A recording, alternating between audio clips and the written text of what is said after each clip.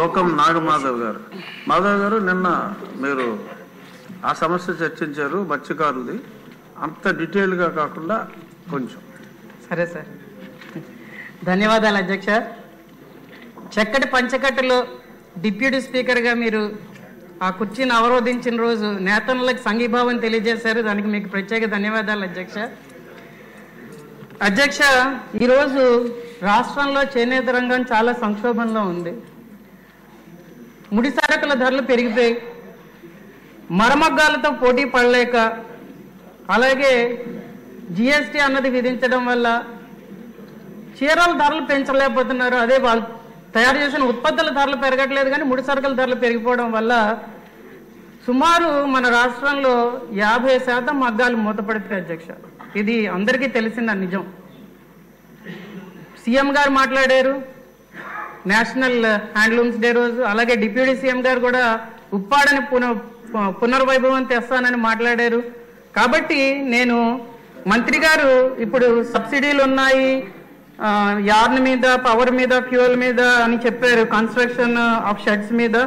అలాగే మనం మార్కెటింగ్ బాగుంది, ఆప్కోళ్ళు సొసైటీలు చేసినామని చెప్పడం కూడా జరిగింది అధ్యక్ష. కానీ నేను మంత్రి గారిని ముఖ్యంగా కొన్ని విషయాలు ఆలోచించమంటున్నాను అధ్యక్ష. గుజరాత్లో బిజోడి అన్న గ్రామంలో కూలీలు నేతన్నలుగా మారి ఈరోజు అధిక లాభాలు సంపాదిస్తున్నారు అధ్యక్ష. మన రాష్ట్రంలో నేతన్నలు కూలీలుగా మారిపోతున్నారు అధ్యక్ష, మగ్గాలు మూసుకొని. ఎందుకంటే ఆ రోజుకి వచ్చి ఆ 150-200 రూపాయలు కూడా వాళ్ళకి రావట్లేదు అధ్యక్ష. కాబట్టి మన ప్రభుత్వాన్ని, ఎన్డీఏ కూటమి ప్రభుత్వం వల్లే వాళ్ళకి న్యాయం జరుగుతుందని వాళ్ళందరూ కోరుకుంటున్నారు. కాబట్టి మనకి మంచి పొందూరు పట్టు, పొందూరు, ఉప్పాడ, మంగళగిరి, పోచంపల్లి, ధర్మవరం, కలంకారి, వెంకటగిరి ఇవన్నీ మంచి బ్రాండ్లు ఉన్నాయి. కాబట్టి మన ప్రభుత్వాన్ని నేను కోరేది ఏంటంటే, నేతన్నకి నెలకి నికర ఆదాయం ఖర్చులన్నీ పోగా ఒక 8,000 నుంచి 10,000 రూపాయలైనా వచ్చేటట్టుగా ఆలోచించమని నేను మంత్రి గారిని, ప్రభుత్వాన్ని ఈరోజు కోరుకుంటున్నాను అధ్యక్ష. ఇది చాలా అవసరం అధ్యక్ష. తర్వాత ముడి సరుకుల మీద సబ్సిడీ పెరగాలి. ఎందుకంటే ముడి సరుకుల ధరలు పెరిగిపోయి యార్ను కొనుక్కోవాలంటే ఈరోజు చాలా కష్టం అయిపోతున్నది. అలాగే లోకల్లో ప్రొడక్షన్ కూడా బాగా తగ్గిపోయింది. కాబట్టి దాని మీద ప్రత్యేక దృష్టి పెట్టి వాళ్ళకి ముడి సరుకులు వచ్చేటట్టు చూడవలసిందిగా నేను కోరుకుంటున్నాను అధ్యక్ష. తర్వాత చేనేత కార్మికులకి, నేతన్నలకి ఇళ్ళు ఇచ్చేటప్పుడు షెడ్లకి సెపరేట్గా, అంటే వాళ్ళకి స్థలం ఉంటే షెడ్లు కట్టుకోవడానికి వేరే బడ్జెట్ ఇవ్వవలసిందిగా కూడా ప్రభుత్వాన్ని ఈరోజు మంత్రి గారిని కోరుకుంటున్నాను అధ్యక్ష. అలాగే కమ్యూనిటీ షెడ్స్ మీద ప్రత్యేక దృష్టి పెట్టాలి. ఎందుకంటే అమరచింత అనే ఊరిలో కమ్యూనిటీ షెడ్స్ పెట్టి దాన్ని ఒక ఎంఎస్ఎంఈగా రూపొందించి ఈరోజు వాళ్ళ అధిక లాభాలు తెలంగాణలో పొందుతున్నారు అధ్యక్ష. కానీ ఆ పరిస్థితి మన నేతన్నలకు లేదు.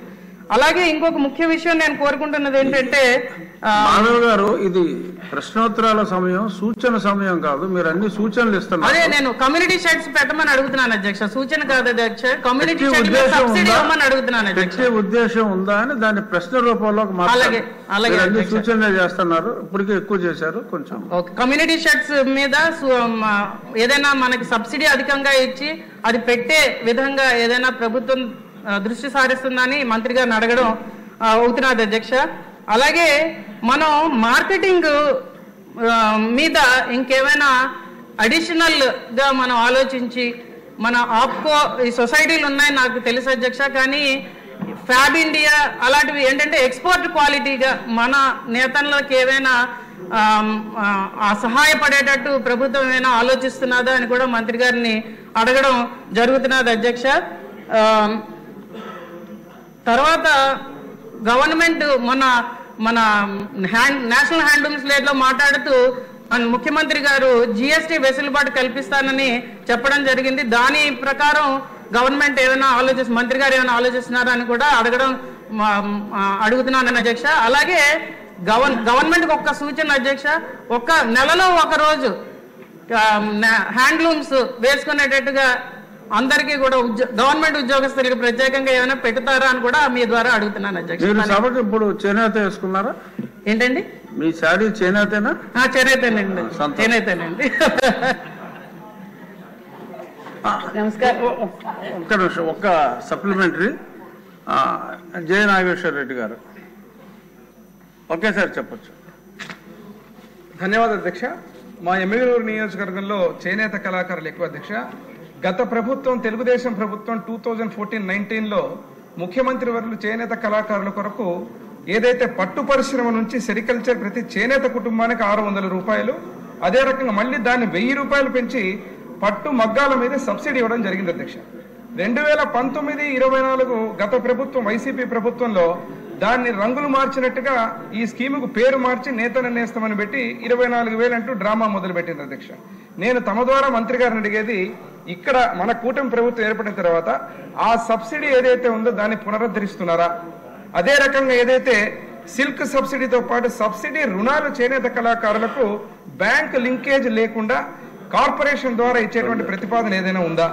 అదేవిధంగా మూడోది, శాసనసభ్యురాలు గౌరవనీయులు చెప్పిన విధంగా వర్క్ షెడ్లకు ఏదైతే అమౌంట్ ఉందో ఆ అమౌంట్ను పెంచి చేనేత కళాకారులకు ఈరోజు మళ్ళీ దాన్ని ఇచ్చే విధంగా ఏదైనా ప్రతిపాదన చేస్తున్నామా? 200 యూనిట్లకు సబ్సిడీ ఇచ్చి ఈరోజు జీఎస్టీ తొలగించడం జరిగింది అధ్యక్ష మన ప్రభుత్వం వచ్చిన తర్వాత. దానికి తమ ద్వారా మన ప్రభుత్వానికి ముఖ్యమంత్రి వరకు చేనేత కళాకారుల తరఫున ధన్యవాదాలు తెలుపుతూ, నేను అడిగిన ఈ 3 ప్రశ్నలు ప్రతిపాదన మీద ఉన్నాయా లేదా తమ ద్వారా గౌరవ మంత్రి వాళ్ళు సమాధానం చెప్పాల్సింది కోరుతున్నా అధ్యక్ష.